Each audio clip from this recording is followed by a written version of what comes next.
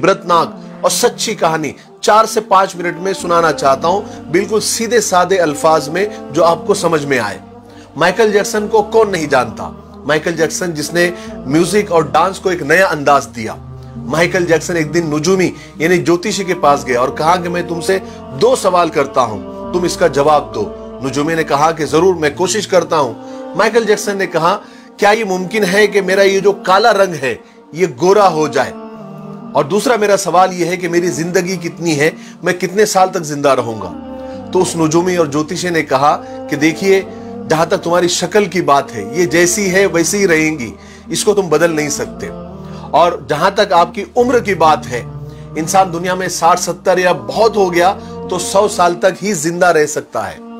नुजूमी की ये बात सुनकर माइकल जैक्सन जोर जोर से कहका लगाया, यानी जोर जोर से हंसा और कहा कि तुम गलत हो। अगर तुम गलत नहीं भी हो तो मैं तुमको गलत साबित करके रहूंगा और मैं ये दोनों काम करके रहूंगा। मैं अपनी काली शक्ल को गोरी भी कर दूंगा और मैं 150 साल तक यानी 150 साल तक जिंदा रहकर बताऊंगा। चुनांचे माइकल जैक्सन ने ये दोनों ख्वाहिशें पूरी करने की ठान ली। सबसे पहले उसने अपनी रंगत और शक्ल बदलना शुरू की।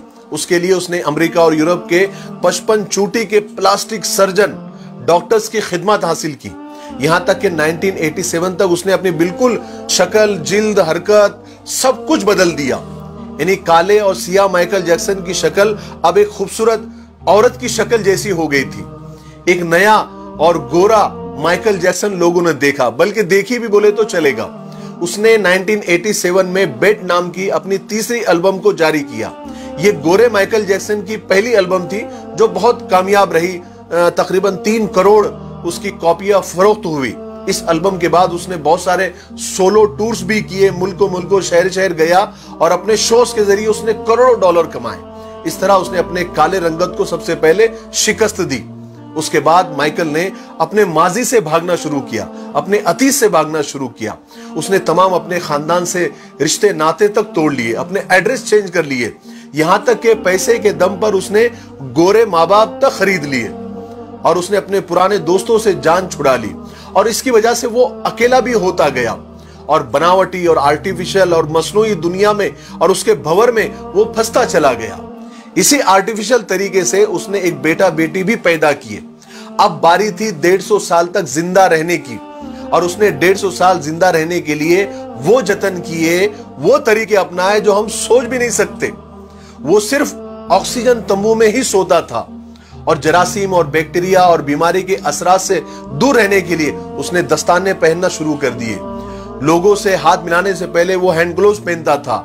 लोगों से मिलने से पहले वो मास्क लगाकर ही घूमता था, लोगों से मिलता था।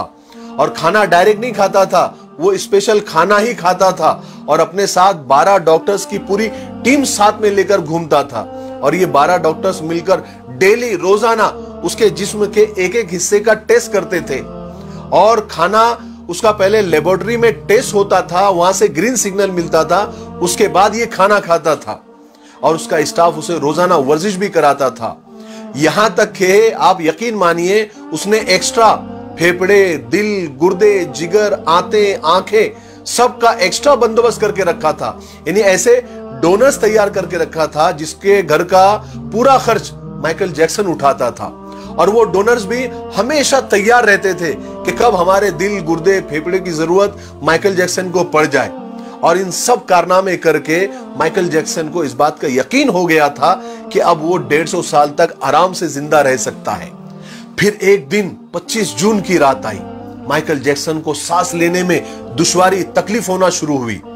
डॉक्टर्स को जैसे मालूम पड़ा, उन्होंने मुल्क भर के सारे डॉक्टर्स को माइकल जैक्सन के घर पे जमा कर दिया। दुनिया भर के डॉक्टर्स उसे मौत से बचाने की कोशिश करने लगे, लेकिन नाकाम हुए, फेल हुए। मजबूरी में हॉस्पिटल ले जाना पड़ा।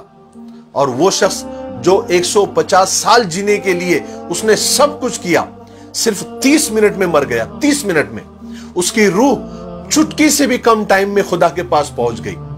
माइकल के मरने की खबर 10 मिनट में उस वक्त गूगल पर 10 लाख लोगों ने पढ़ी और गूगल का उस वक्त का सबसे बड़ा ट्रैफिक रिकॉर्ड था। और इस हेवी ट्रैफिक की वजह से गूगल का सर्वर भी डाउन हो गया था, जिसके लिए गूगल को लोगों से माफी तक मांगनी पड़ी। पोस्टमार्टम के बाद पता चला कि बहुत ज्यादा, हद से ज्यादा एहतियात करने की वजह से माइकल जैक्सन का पूरा अंदर से जिस्म ढांचा बन गया था।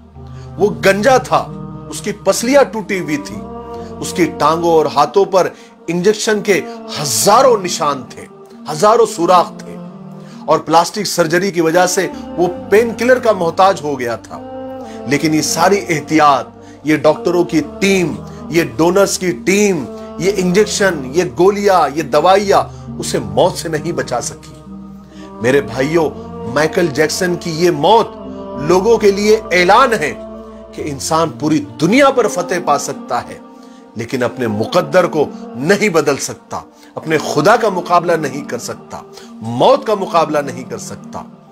इसीलिए किसी ने क्या खूब कहा है कि आगाह अपनी मौत से कोई बशर नहीं, सामा है 100 बरस का, पल की खबर नहीं।